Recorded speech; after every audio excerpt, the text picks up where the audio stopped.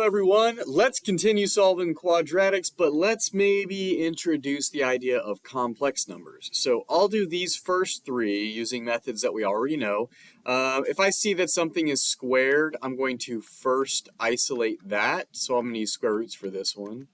X minus 4 squared equals 9.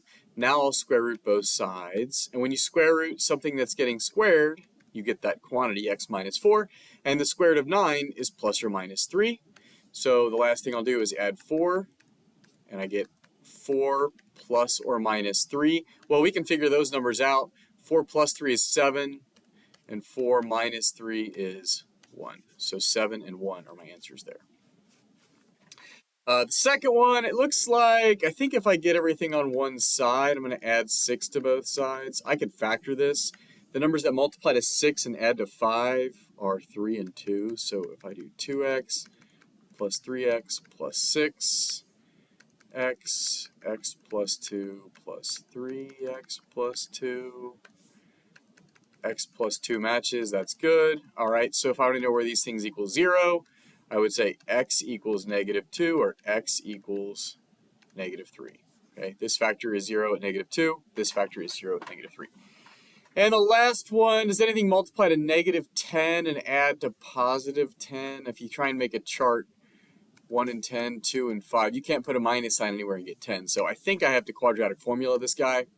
We'll do b squared minus 4ac, and we'll see what we get. And remember, if we don't get a perfect square, we know for sure this was not factorable. So 100 plus, I think it's 140, but let's type it in. 10 squared minus 4ac, 140. Yeah, so the discriminant is 140. That's not a perfect square, so I'll do the rest of the quadratic formula, the opposite of b, negative 10 plus or minus radical 140. 2a, 2 times 5 is 10. And then the last thing you can distribute, negative 10 divided by 10 is negative 1 plus or minus, and we'll just say radical 140 over 10. Okay. All right, those are things we've already quizzed over, we've done a bunch of. Now let's start talking about what if we get numbers that are negative on the discriminant. So if I find the discriminant here, negative 5 squared minus 4ac, I get 25 minus 16, which is 9. And you can type that in. Make sure you know how to type this in when you got that minus sign there. Minus 4ac. So you get 9. 9 is, number one, it's perfect square, so I could factor this. There are numbers that multiply to 4 and add to negative 5. It'd be x minus 4, x minus 1. But the other thing is, since it's positive, there are two solutions. And you can see from my factored form, they should be at 1 and 4. 1, 2. There are two x-intercepts. There are two solutions. But when you do the discriminant in this one, so b squared, b is negative 1, b squared minus 4ac, let's type that one in. Negative 1 squared minus 4ac, negative 47. Negative 47? Hey, wait a minute. Now, we've said there are no real solutions. If the discriminant is negative, there are no real solutions. And you can see this parabola never hits the x-axis. So you'd be like, well, there are no solutions. Okay? It doesn't hit the x-axis. But really, there are no real solutions. There are solutions.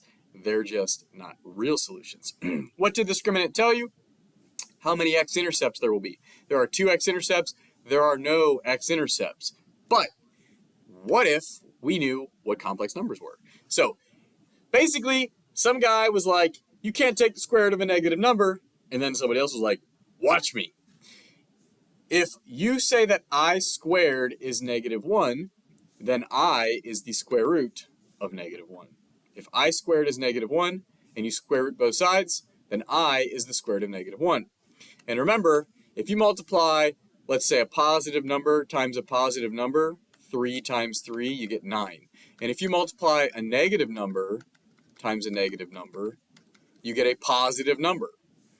No number times itself gives you a negative number, so we made one up. And we said, look, let's make one up. I squared, if you square I, the imaginary number, then you get negative 1. And what that lets us do is now say, if you square root negative 5, well, it's going to be imaginary, but it'll be radical 5. And if I say, what's the square root of negative 4? Well, the square root of positive 4 is 2, but it's imaginary, so it's 2i. And we actually should put plus or minus 2i. And we should put plus or minus here too. So if I say 2i times 2i, I would get 2 times 2 is 4. I times I is I squared. And remember, I squared is negative 1, so 4 times negative 1 is negative 4. Cool. So what's the square root of negative 4? 2i, because 2i times 2i gives you negative 4. The square root of negative 49 would be 7i. The square root of 49 is 7. The fact that it's negative makes it imaginary. Now you might remember you can break down radicals. This is radical 16 times radical 3. So radical 16 is 4 radical 3, but since it's negative, this is going to be 4i radical 3.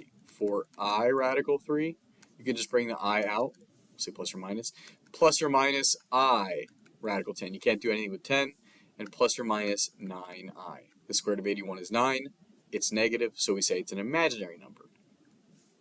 So how does this relate to solving? Well, when you solve these equations now, if it says solve by square roots, I would get everything on one side, and now I take the square root of both sides, and I'm like, oh, well, the square root of x squared is x, the square root of 25 is 5, we should say plus or minus 5, but since it's negative, we say 5i, it's imaginary, 5i. What if you do the quadratic formula? Well, I know the discriminant's going to be negative if I'm going to get negative or complex zeros. B squared minus 4ac. So 4b squared minus 4 times 5 times 5. So I think it's negative 96. Yeah, negative 96. All right, negative 96. Okay, so when we do the rest of the quadratic formula, the opposite of b is negative 2 plus or minus the square root of negative 96 over 2a, 2 times 5 is 10. Now we can do a couple things here. Let's leave the radical alone for now and say negative 2 over 10 is negative 1/5 plus or minus. And what I'm going to do is say, well, it's negative, so it's I radical 96 over 10. And let's leave it like that for now. If you want to keep going on that, you can. 96, make a factor tree, 2 and 48, 2 and 24, 2 and 12, 2 and 6, 2 and 3.